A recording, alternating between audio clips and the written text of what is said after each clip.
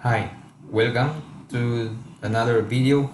This is lecture video number 4 for module number 4. In this video, we will discuss about the introduction of or introduction to hypothesis testing. Now, hypothesis testing is a process of making decision, okay, using statistical processes. Okay, so in this process, at the end, we hope na tama yung gagawin nating decision pagdating sa pag-reject or pag-retain ng null hypothesis. So, ito yung overview class ng module. Pakibasa nyo lang to. Okay. So, the objectives of this module is to construct a testable hypothesis. Okay. So, paano ba gumawa ng tamang hypothesis? Okay. The second one is to conduct hypothesis testing. So, meron ka ng hypothesis, and then susunod niyan ay tingnan natin kung tama ba or mali ang hypothesis. So, basically, sabi ko kanina, hypothesis testing is a decision-making process for assessing assumptions and whether those assumptions are supported by the results of the study from a sample size coming from the population of interest. So in other words, hypothesis testing allows the researcher to determine whether or not the prior assumption about the phenomenon is true. Okay? So, but before we proceed sa entire process ng hypothesis testing, may mga terminology na dapat nating matutunan or malaman. First one is the null hypothesis. Ito yung merong symbol na HO. Okay, so it is a statistical hypothesis which states that there is no existing difference or relationship between parameters under study. So, yung mga parameters, yung mga mean ng population, mean ng sample. Okay, so yun yung ibig niya sabihin. The second one is the alternative hypothesis or H1. Nasa ibang reference, may iba yung symbol niya, HA. Okay, kung doon sa laboratory ang gagamitin nyo is HA, it's okay. Pareho lang yun. Okay, so itong alternative and null hypothesis ay hindi ito magkasundo. So, pag ilalagay mo to sa paper, laging salungat itong dalawa. Laging magkasalungat. Pag sinabi ng null hypothesis na there is no existing relationship, ang alternative hypothesis ay automatic. Merong existing relationship. Pag ito ay nag-greater than, itong null hypothesis, ito naman ay mag-less than. Pag ito ay nag-less than, ito ay mag-greater than. So, tingnan natin mamaya yung pinagkaiba ng dalawa. Okay, so dito pa lang sa definition, magkaiba na sila. By the way pala, itong alternative hypothesis ay tinatawag din sa minsan na research hypothesis. Kasi ito yung statement ng researchers. Ito yung kanyang assumption, no? About dun sa patutunguhan ng study niya. Okay. Next, the type 1 and type 2 error. So, sa pag-conduct ng hypothesis testing, gagamit tayo dyan ng mga tinatawag nilang alpha level or significance level. Pero ang researcher ay hindi siya totally 100% sure sa kanyang maging result, no? So, siya ay prone dun sa tinatawag na type 1 and type 2 errors. Okay, so, alam ko nabanggit niyo rin to dun sa inyong statistics na kung meron kang stat ng high school. So, kailan ba nangyari ang type 1 error? So, type 1 error occurs when a researcher rejects the null hypothesis while in fact, the null hypothesis is true. So, parang sinasabi mong may effect, may significant difference, may significant effect, pero ang sa totoo ay wala naman pala. So kung gano'n ang nangyari, meaning ikaw ay nag-commit ng type 1 error. So type 2 error, on the other hand, ito yung kapag ang researcher ay hindi niya na-reject ang null hypothesis. So hindi siya nag-reject ng null hypothesis, while in fact, the null hypothesis is false. So, ibig sabihin, dapat niya nang ni-reject ang null hypothesis, pero hindi niya na-reject yun. So, sa scenario sa study, halimbawa, nagkanda ka ng experiment at sinasabi mo na walang effect yung treatment o yung drug mo, while in fact, meron. So, kung hindi mo na-reject ang null hypothesis, ibig sabihin, nag-commit ka ng type 2 error. Now, kailan nangyayari itong type 1, type 2 error? So, malaking kinalaman dyan ang alpha level. Okay, dun sa pag-reject ng null hypothesis. At dun sa error na pwedeng makommit ng isang researcher. So, in hypothesis testing, a significance level is used to determine whether or not there is a significant difference or relationship between two parameters. Significance level is denoted by alpha, the alpha, which pertains to the probability of committing a faulty conclusion known as type 1 error. So in psychology, especially in psychological research, the common significance na ginagamit natin is 0.01 and 0.05. The lower the alpha or significance level, the lesser the chance of committing type 1 error. For instance, if the alpha is 0.01, there's only 1% of chance making faulty conclusions. Okay. Kapag kasi, sabi ko kanina, itong alpha level ay may kinalaman dun sa mga error, no, sa faulty conclusions na magagawa ng isang or makommit ng isang researcher. Kapag kasi sobrang taas ang iyong alpha level, mahirap mag-reject ng HO. Kailangan mo masatisfy muna. Kailangan mo ma-reach yung kanyang alpha level bago ka mag-reject ng HO. Now, may problem kapag ganun. Sobrang taas ng yung minimum standard, ng minimum requirement para mag-reject ng HO. So, pag nangyari yun, pwede kasi na sa halip na may effect na yung treatment, pero dahil sobrang taas yung minimum requirement mo, hindi ka nakapag-reject ng HO. So, therefore, hindi mo na-reject yung HO na dapat mo nang i-reject. Okay. So, the lower the alpha level, ibig sabihin daw kapag mas maluwang yung pagbibigay mo ng alpha level, halimbawa, masyadong mataas, 0.05 or dun sa ibang research kasi, sa ibang journal, may gumagamit dun ng 0.10 na alpha level. 0.10 ay masyado siyang maluwang. Maluwag masyado ng maluwag.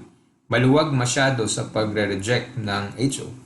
So, kapag ganun, nare-reject mo yung HO na medyo madali kasi mababa yung requirement mo. Pero, kung alpha mo is masyadong mataas, mababa nga yung pag-commit mo ng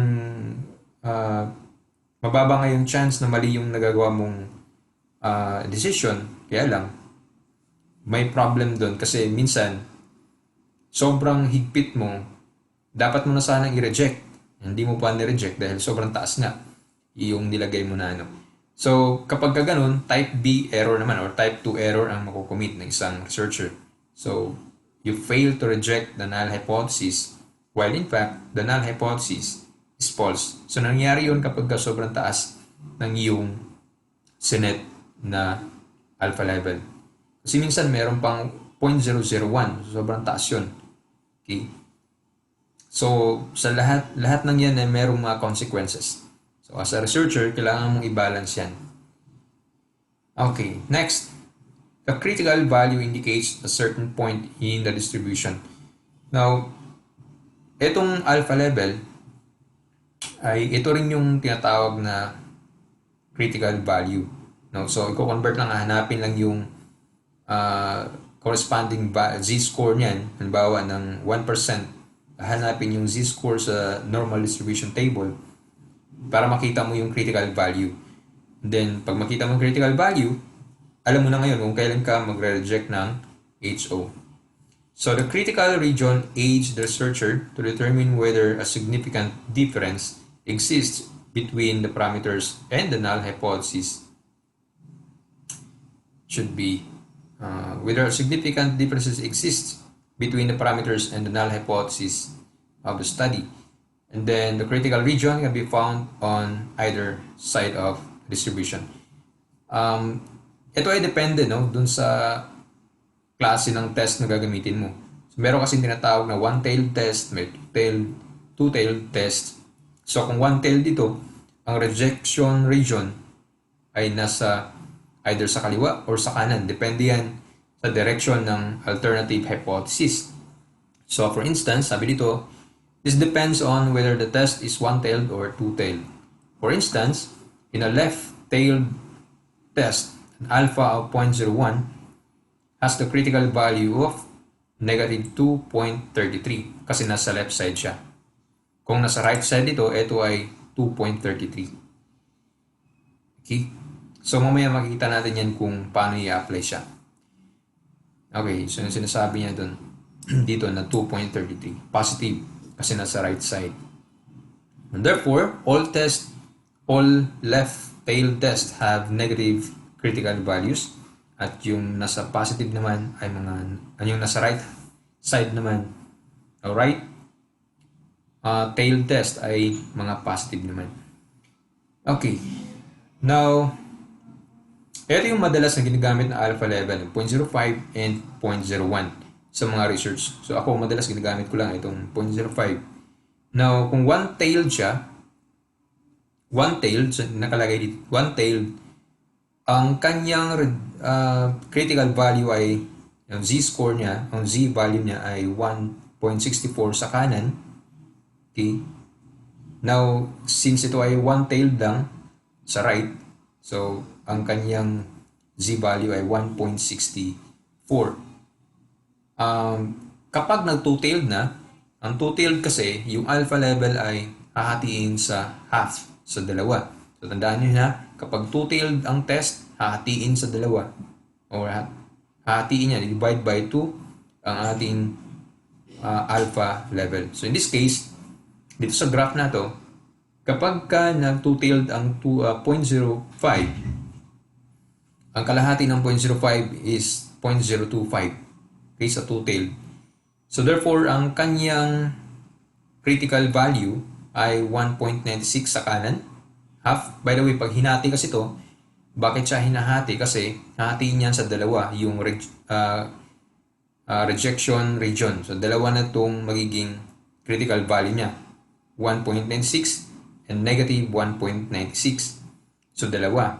So, ibig sabihin, depende kung saan pumasok mamaya yung computed value mo, either sa left side or right side. No? So, kailan ba nagkakaroon ng two-tailed at one-tailed? So, mamaya natin yan pag-usapan. Pero focus lang tayo muna dito. So, tandaan na kapag two-tailed, hahatiin ang alpha sa 2. Okay? Pero kung one-tailed lang, ang test mo, hindi mo na kailangan hatiin yun. Now, kung one-tailed lang, depende yan kung sa left side ka or sa right side. Pag left side, negative yung magiging value ng z mo. Kapag right side, positive. Okay, yun yung diniscuss natin kanya sa taas. Kapag nag-two-tailed, ang alpha level mo ay automatic i-divide by 2. Okay? Now, kung ano yung result, halimbawa 0.025, hahanapin natin mamaya sa table yung value ng 0.05, yung z value niya. So, ang value niya dito ay 1.96 sa kanan. So, positive kasi nasa right side. Negative 1.96 kasi nasa left side. So, kapag two-tailed na, dalawa na yung magiging rejection region mo. Okay, so, yan ang magiging process. Next, if ang alpha mo is 0.01, so dito kasi 0.05, significance level. Kung 0.01 significance level, ganun din. Kapag one-tailed lang, no need to divide it by 2. Pero kung yan ay two-tailed, so i-divide mo itong 0.01 by 2, so ang alpha level mo dyan ay 0.005. And then yung kanyang rejection critical value dito ay 2.58 sa kanan, negative 2.58 sa left side kasi sa left side siya. Okay. So again, two-tailed yan, so magkakaroon ng dalawang rejection region. Okay. Now, tingnan natin kung anong magiging itsura niyan kapag i-apply na sa problem. So, bago yung mga example problems, ito muna, define natin mabuti yung one-tailed and two-tailed tests.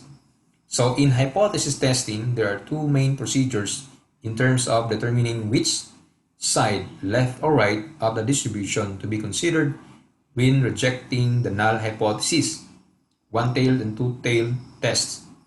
So, as mentioned, the only difference between the two is that in a one-tailed test, the rejection region is located on one side of the distribution, left or right. Now, kailan ka magde-decide? Paano ka magde-decide kung saan ka titingin? Sa left side ba or right side? So, mamaya natin yan malalaman. Depending on the prior assumption of the researcher. So, ito yung key word, prior assumption of the researcher. So, tingnan natin mamaya yan ha. So, the usual symbol of the one-tailed test is HO is equal to mu1. HO, mu1 is greater than mu2. Okay? HA or H1, this is the null, ito yung null hypothesis. This is the alternative hypothesis. So, the alternative hypothesis will be the mu1 is less than mu2. Now, notice na ito yung example na to ay merong target, no, itong HA or itong ating alternative hypothesis, merong assumption ng researcher. Okay? Nasaan siya naka-point? Naka-point siya sa left side. So, since naka-point sa left side, itong test na to ay left-tailed test. Okay? So, bibigyan ko na kayo ng hint. Paano malaman na yung test na yan ay isang left side o left-tailed test? Kapag ka makikita mo na ang alternative hypothesis niya ay naka-point sa left side. Okay? So, mamaya natin makikita yung in action. Okay? Itong hypothesis na ganito. As you can see, the rejection region is located on one side of the distribution, which in this case, on the left side. If the symbol goes like this, the null hypothesis is mu1 less than mu2, and the alternative hypothesis is the mu1 greater than mu2. The rejection region is on the right side of the distribution. Again, ito ang pinaka-hint mo ngayon kung saan ka titingin. Okay? In other words, in one-tailed test, the rejection region is based on the direction of the symbol of the alternative hypothesis. Okay. I hope nasusundan niyo ako. On the other hand, in a two-tailed test, the rejection region is located on either side of the distribution. Either side of the distribution. Okay? Hindi malinaw ngayon kung saan ka titingin, left side ba or right side. So the direction is not specified. This is the reason why the two-tailed test is also known as the non-directional hypothesis. Kasi nga hindi malinaw, hindi in-state ng researcher kung anong part ng distribution, anong side ng distribution siya titingin. Okay? So this happens in studies where a researcher predicts that there is a significant effect, but he or she does not know what will be the effect. Is it positive or negative? Another thing to remember is that in two-tailed tests, the alpha level or the significance level is divided into two. So yun yung diniscuss natin kanina. Hatiin natin sa dalawa kapag two-tailed test yan. Itandaan nyo yun. Okay, so the common statistical test being conducted in large sample size is the z-test. Okay? This is applicable if the population is equal or greater than 30. So, ang formula ng z-test ay ito. Z equals x bar minus mu over the standard deviation of the population divided by the square root of total number of participants or sample size. So, makikita nyo yan dito in definition. X bar or x bar is the sample mean. The mu sign is the estimate population mean. And ito is the population deviation and n is the sample size. Okay, so merong steps dito. Nilagay ko na lang to para hindi kayo malito, para pwede siyang sundan, no? Steps for conducting hypothesis testing. So the first one is to identify the claim and state the hypothesis. Step 2, determine the critical value. 3, set the decision rule. 4, determine the test value. 5, decide whether to retain or reject the null hypothesis. Number 6, or the final one, is make the result summary. Okay, so let's look at the example number 1. Okay. Okay, so tingnan natin na kung ano yung ginamit dito.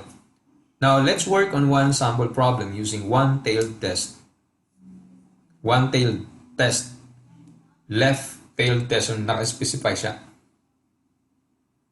So, ganito yung magiging itsura class kapag ang test mo is left-tailed. One-tailed na left-tailed. Okay, so ito yung problem. Suppose that you heard a claim that students spend lesser amount of time watching television than the general public. So the existing claim also states that on average, the general public spends 28 hours per week on TV set with standard deviation of 3. So dahil curious ka, gumawa ka din ng study mo. Meron kang na-recruit na 40 college students. And then from the data, nalaman mo na ang mga college students na yun, na 40, ay merong average na sleeping hours or natutulog sila on average na 24 hours. Okay? From the data, you found out that the average hours spent by the participants watching television, hindi pala tutulog, kundi sa panood ng television is 24 hours. Okay, using the alpha level of 0.01. Okay, so ito yung alpha level. By the way, ang alpha level ay ikaw ang mamimili, no? Ikaw ang maglalagay kung ano yung maging alpha level mo. Pero sa example na ito, gagamitin natin is yung 0.01. Test the validity of the claim. Totoo kaya na mga students ay nag-spend ng lesser amount of time sa panonood ng TV kumpara sa general public? Okay, so i-apply natin ang formula ng hypothesis testing. So, step 1, ito yun, identify the claim and state the hypothesis. So, HO, itong HO, ito yung ating null hypothesis. Okay, so balikan natin yung problem. Ang problem dito ay, ang sabi dyan sa problem, sabi dyan, on average daw, yung general public ay nanonood, napagpapalit ko ang biopsychology sa statistics. Na ang general public daw ay nanonood ng TV on average 28 hours per week. Okay? Tandaan yun ha. So therefore, ang ating null hypothesis is the mu is equal or greater than 28 hours or 28.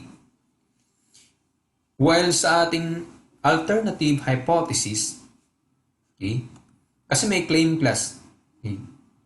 Ang claim kasi dito, suppose that they heard a claim that students spend a lesser amount of time. Lesser. Okay? Ito yung keyword. Laging tandaan to. Ito yung keyword. Lesser. Kapag may ganong word na nagsasuggest ng lower or higher, mga ganong terms, yun ay indication. Indication yun kung saan papunta dapat.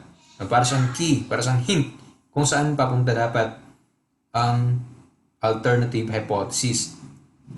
So since ang keyword natin dito is lesser, the alternative hypothesis ay ganito. H1 or alternative hypothesis mu is less than 28. Okay? Okay. Now, maraming mga forms, maraming mga format ng paglalagay class ng hypothesis. Pwedeng ganito. Ako, ito yung ginagamit ko kasi ito yung mas malinaw eh. HO or null hypothesis is the mu1 is greater than or equal to mu2. So, this is the null hypothesis. So, sinasabi niya, the mu1 meaning the mean of the students, the mean of the sample. Okay, so kinuha mo yung time ng panonood ng TV ng mga students, kinuha mo yung mean nila, yun yung mu1. The amount of time, on average, the students spend watching TV. The mu2, ito naman yung mean ng general public sa panonood nila ng TV. Okay, so notice na nagkukumpara tayo dito. Nagkukumpara tayo ng sample, kinukumpara natin sa population, yung parang existing claim from the population. Laging tandaan na ang comparison population mo or comparison mo na data ay manggagaling sa population. Yung sample data mo ay manggagaling yan sa sample mo. So the mu1, yun yung sample mo. Then the mu2, yun yung existing na data. Okay, so merong lagay dito na note. To determine the direction or symbol of the alternative hypothesis, always go back to the problem. Okay. Notice na nag-highlight ako dito. Nilagyan ko to ni-highlight ko to para mapansin niyo. Pero in reality, wala kang makitang ganito. Hindi ito naka-highlight, no? Sinadya ko yan para bigyang emphasis yung statement na yan. Note, to determine the direction or symbol of the alternative hypothesis, always go back to the problem and understand what is the prior assumption is about. For this example, the highlighted statement provides the clue, the word lesser. Sabi ko kanina, kapag may ganung word, automatic magre-reflect dito yan. Sometimes the clue is not clear, so you need to examine the problem carefully. So, pagka wala kang gaanong makita, parang pag binasa mo, hindi malinaw sa'yo kung ano yun. Ano yung sinasabi ng problem, kung saan ka dapat, ano ang direction ng iyong alternative hypothesis, balikan mo yung problem, basahin mo ulit. Baka hindi mo lang gaanong nakuha. Okay. Step 2. Sa step 2 class, kailangan natin ma-determine ang critical value. So, using the alpha level of 0.01, and since this is the left-tailed test, the critical region is at the left side of the distribution. Now, may nakalagay ako dito. Note, to find the z-score of any given alpha level, look for the value nearest to the alpha in this case. Kasi walang sakto, di ba? Remember, ng ating alpha level dito is 0.01. So that's 1%, tama? 1% kung i-convert yan sa percentage. So, in this case, 0.01 on the area beyond z, and then look for its corresponding value on the z column. So, remember, sa previous na module, pinag-usapan natin yan, no? So, yung 0.01 ay nasa beyond z area. Sa dulo siya. Alam mo naman yun. Nasa dulo siya. Okay. So, saan tayo? In this case, the closest value to 0.01 is 0.0099. So, again, hahanapin natin yan sa table. Ito yung table. Ito yung z. At yung area daw na pupuntahan natin ay yung area beyond z. Now, bakit beyond z? Dahil nasa dulo tayo ng distribution. So, hahanapin natin yung 0.001. 0.01 rather. So, kung wala tayong makita dyan, tingnan natin yung pinakamalapit na value. So, dito tayo banda. Ang pinakamalapit na value sa 0.01 ay itong 0.0099. Ito yung pinakamalapit. Isang kuha na lang ito, 0.01 na siya. So, ito yung area na hinahanap natin. Now, ang concern natin dito, maliban sa area, ay yung z value, which is 2.33. Okay, so alam na natin ngayon, ang value ay 2.33. Oops.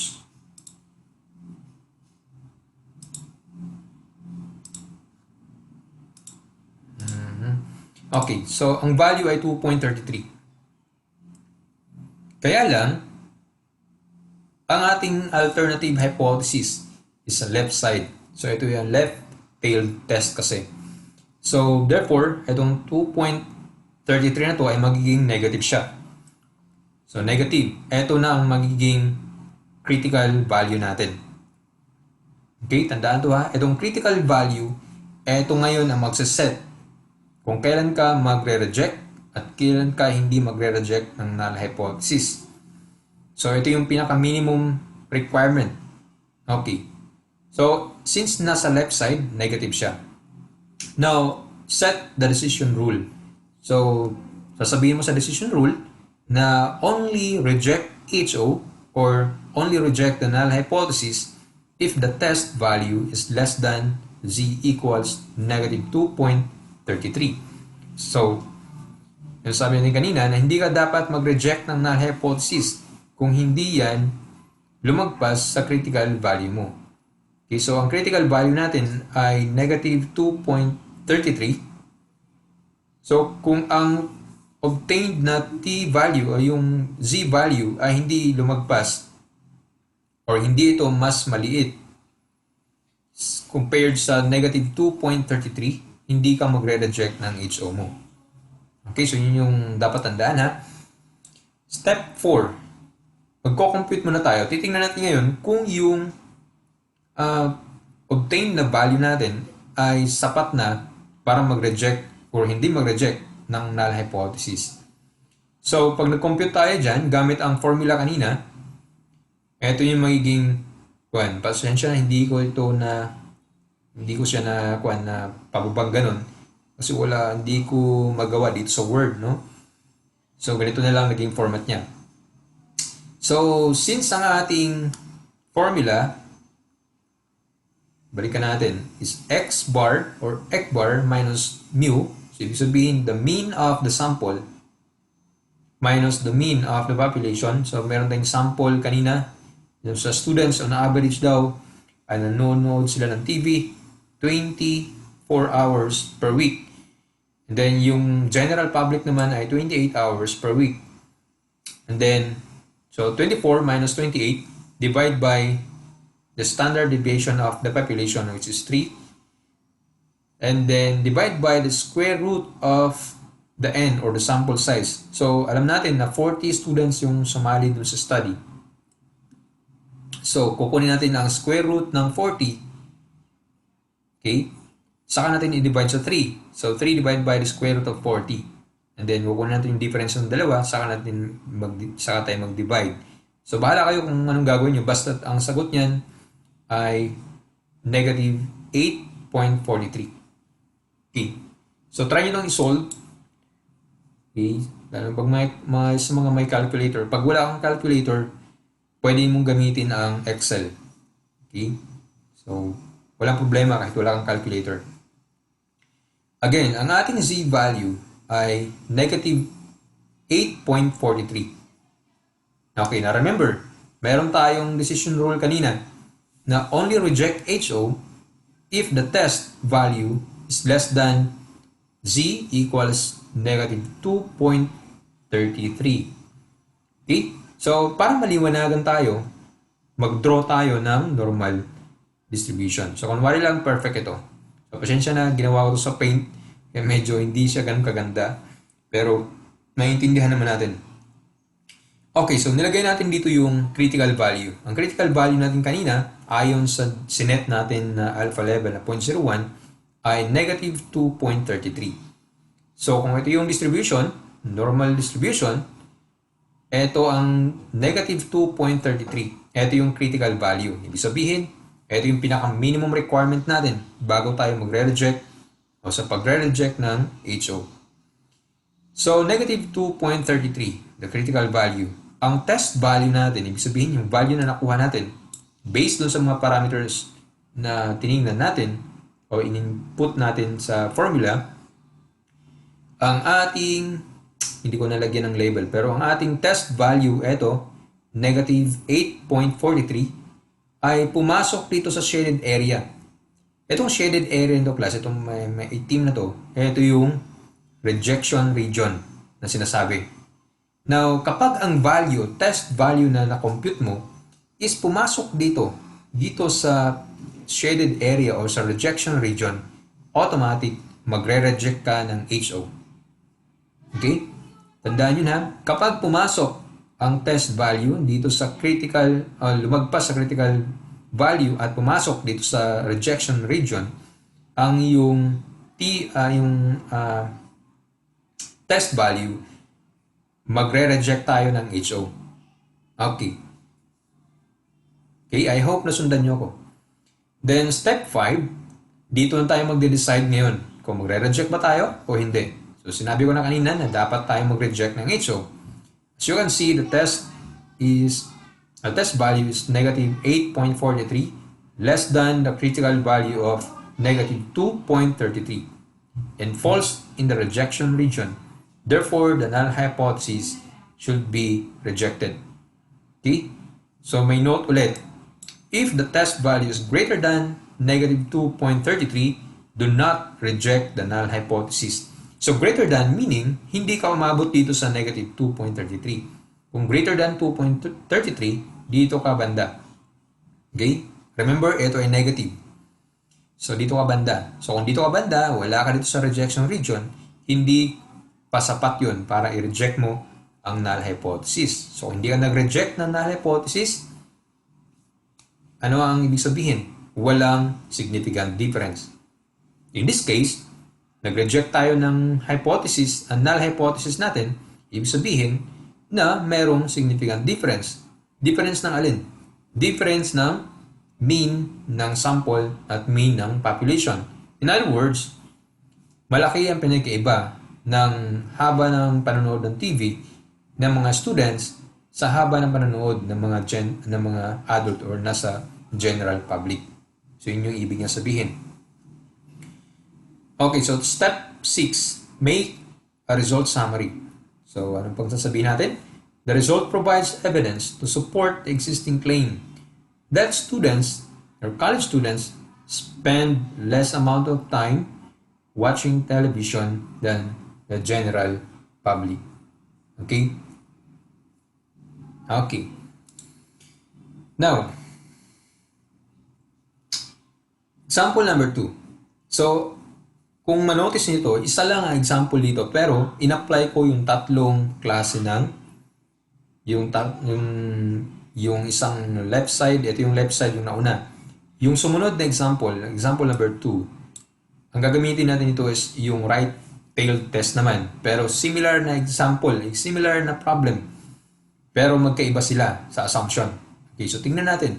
Now, notice class, assumption lang ang magkakaiba. Kumbaga, tingnan mo yung assumption, dun nagkakatalo kung ano ang magiging direction ng test mo sa yung alternative hypothesis. Dun lang. So, titingnan mo lagi ang assumption. Pag nagkamali ka sa assumption, mali din ang magiging alternative hypothesis. At syempre, mali din ang magiging outcome. Okay. I hope nakikita nyo ako. Medyo madilim yata. Umuulan sa labas. Pero tutuloy natin to. Sayang eh. Napapagod na rin ako. Okay? Sana makikita nyo ako. Bali, hindi naman yung tsura ko ang mahalaga dito. Okay. Example number 2. Let's use the same example using one-tailed test again. But this time, ay right side test na. Okay? Suppose that you heard a claim that students spend more time watching television than the general public. Existing claim also states that on average, the general public spends 24 hours per week on TV set with the standard deviation of 3. So to your curiosity, you conducted a study wherein 40 college students participated. From the data, you found out that the average hours spent by participants or college students watching television is 28 hours. So using the alpha level of 0.01, test the validity of the claim. So dito, binaliktad ko lang yung data para lang maging right side test siya. Okay, so paano natin malaman? Nalaman na right side test. Okay, so bago yan, dito muna tayo. So again, notice na nag-iba to. Nag-iba na. Kasi hindi sila pwedeng magkapareho. So, balikan natin yung question kanina. Paano natin malaman na ito ay right side? Na right tail test. Kung natatandaan yung sinabi ko kanina, dapat or depende yan dito sa keyword na makita mo sa problem. In this case kasi, ang students daw dito ay nag-spend more time. So, ang keyword natin ay more. Samantalang dito sa kabila, kanina na problem, sa naunang problem, less naman. Lesser amount of time. Kaya yung ating alternative hypothesis ay nasa left side. Dito sa example number 2, spend more time watching television. So, dito sa part na to, ang keyword natin is more. So, the alternative hypothesis ay right side. Okay? So, ang null hypothesis, sinasabi niya agad, is the mu is less than or equal 24. Mu, and then the alternative hypothesis is the mu is greater than 24. So, ang isang paraan ay ito. Sa pagsusulat ng hypothesis, the null hypothesis is equal to mu1 less than or equal mu2.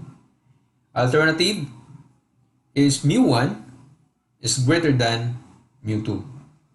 So, makikita mo yan, magkaiba na sila. So, itong greater than na to ay dahil yan dito sa keyword natin na more. Okay?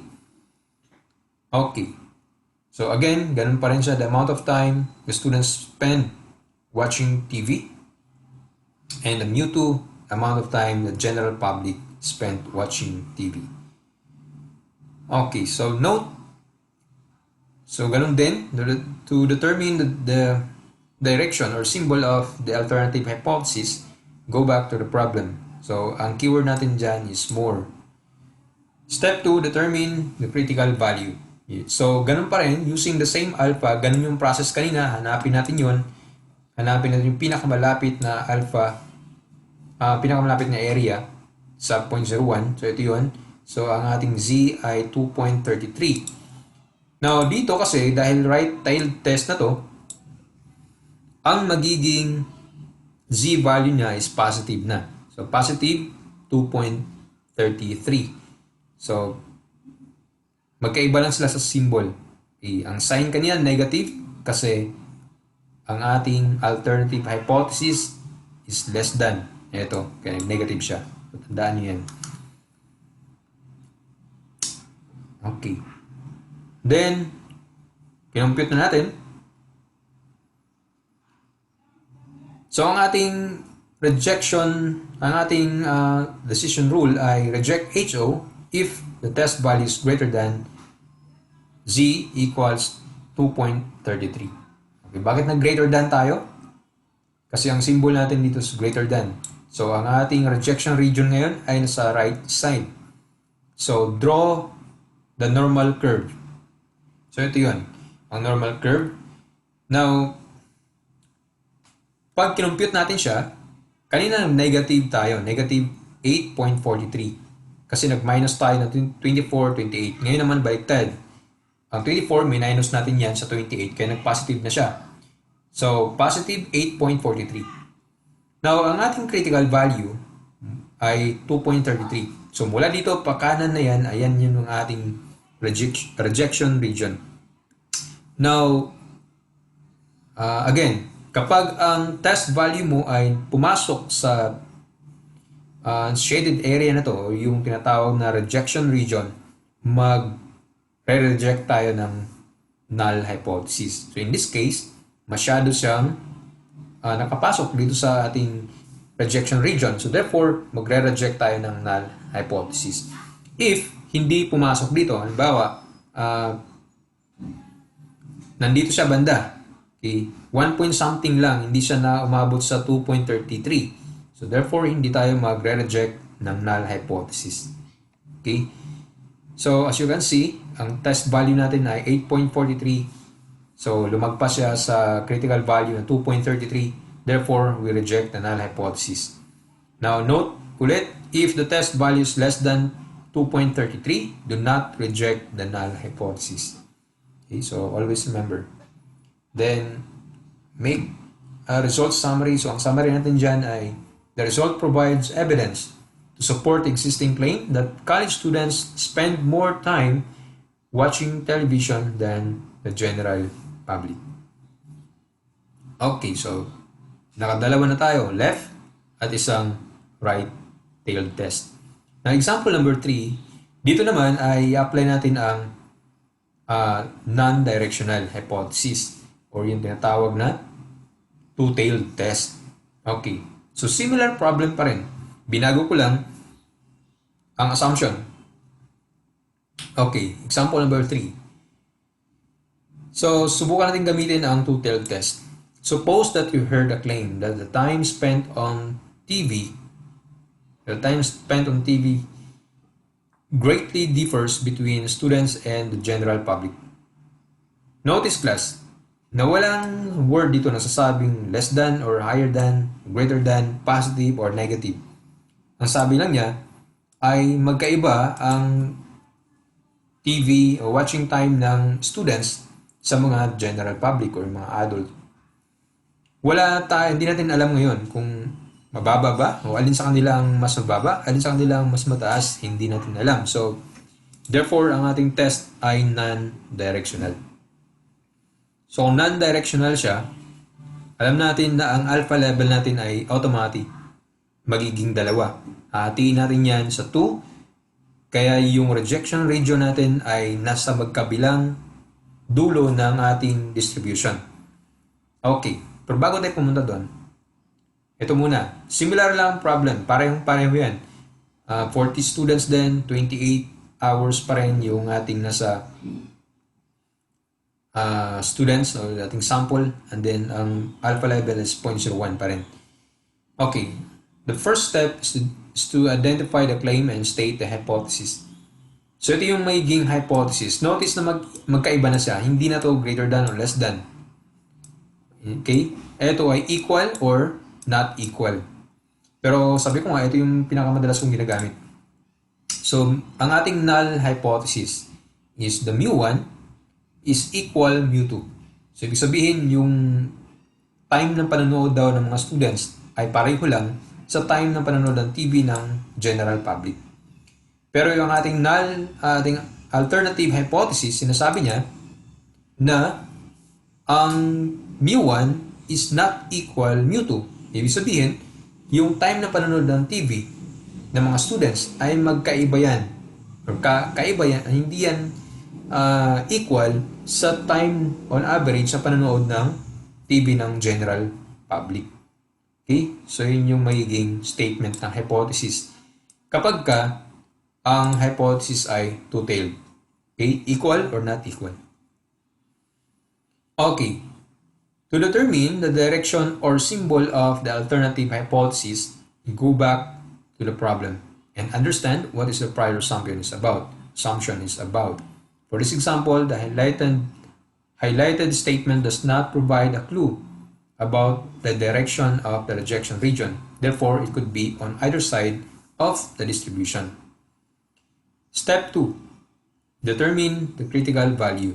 So dito, since mag-divide na tayo dito, so i-divide natin yung 0.01 sa 2. So therefore, ang magiging alpha natin is 0.005. So ito ngayon ang hahanapin natin dun sa table. Critical region is below Z. Tingnan natin sa yung area ng 0.005. 0.005. Saan na siya?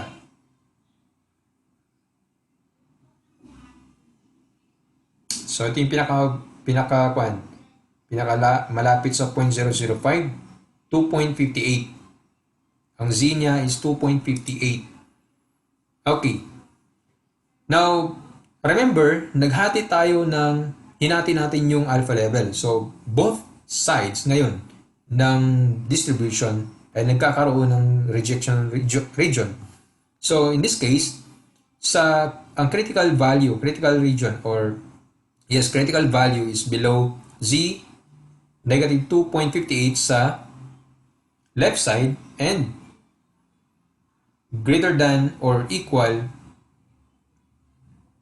2.58 sa right side ng distribution. Okay? Now, Another thing to remember, to find the z-score of any, ito pala yung kanina. So sundan nyo to para hindi kayo malito kung paano maghanap ng area ng z dun sa table. Okay. Now, set the decision rule. So, ang decision rule niya is reject HO if test value or if the test value is less than z equals negative 2.58 or greater than z 2.58. Okay. Equal or greater than 2.58. Notice class na dalawa na yung ating rejection region at yung ating critical values. Dalawa na yan kasi dalawa na nga ang hihatingin natin yung ating alpha level. Okay, so determine the test value. Now, pag kinumpit natin yun, okay, ang result ay 8.43 gamit ang parehong formula. Now, dito sa ating drawing sa baba, wait lang. Okay. So, sa drawing natin, nakalagay dyan yung ating dalawang rejection regions. So, ito yung sa right side, ito yung sa left side. So, sa left side is negative 2.58. Sa right side is 2.58. So, ang ating value ngayon is 8.43. Ito yung test value. Now, kung titignan natin, lumagpas siya. Since positive ito, positive siya, kasi siya. So, dito tayo titingin sa right side kasi positive. Okay. Kung i-compare natin siya sa 2.58, masyado siyang mataas. So, pumasok siya sa rejection region. So, therefore, kailangan nating mag-reject ng null hypothesis. Again, kapag itong value na to hindi umabot sa 2.58 dito lang sa banda, hindi ka magre-reject ng null hypothesis. Okay, may tanong dyan minsan, Sir, bakit dito ka sa kanan? Bakit hindi sa kabila? Dalawa yan eh. Hindi pwede bang dito sa kabila? Hindi siya pwede sa kabila, hindi sa left side. Bakit? Kasi nga positive ito. Since positive to, nasa kanan siya dapat dahil ang values sa right side ay positive. Now, kung nagkataon na ito yung negative, so dito ka titingin sa left side kasi negative yan, yung value. Okay. Another question ay, pareho lang yan dito sa kwan. Pareho lang pala yan dito sa ating right-tailed kanina sa taas. Hindi sila actually pareho. Hindi sila pareho. Magkaiba sila ng assumption. Nagkataon lang kasi na pareho lang yung value na ginamit natin kaya yun lang din ang lumabas sa computation. Okay? I hope na naintindihan nyo ako. Okay? Next, so decide na kung retain mo ba o reject ang null hypothesis. So sabi dito, dahil pumasok na sa critical region o rejection region ang ating test value, so magre-reject tayo ng null hypothesis. Okay. So the result provides evidence to support the existing claim that the time spent in watching TV differs between college students and the general public. In other words, hindi magka-pantay. So, ibig sabihin, mas mataas nga. Meron isa sa kanila ay mataas. Hindi natin, kung titignan yung mean, doon na nagkakatalo. So, ang mean ay 28. Ito yung sa students. So, ibig sabihin, sa example na to, ang mga students ang merong mas mataas na oras na panood ng TV kumpara sa mga general public. Okay, so I hope naintindihan nyo ako. Kung meron kayong clarifications, questions doon sa Google Class ninyo pwedeng i-post. Okay, so ito yung ating mga additional learning materials. May video presentations about hypothesis testing, introduction to hypothesis testing, intro to hypothesis testing in Filipino. So, etong discussion ko ay pinasimple ko na siya, pero baka dito sa mapanood ng video, iba yung way ng pagdi-discuss nila, iba yung mga terminologies. Pareho lang actually yun. So, medyo mahirap lang minsan intindihin yung ibang references. Pero pareho lang yan. Actually nga, dun sa ibang etong itong dito ay hindi na dinidivide pa sa square root ng n or sample size. Hindi na, diretso na dun sa standard deviation agad. Pwede rin naman yun. May mga argument na ganun.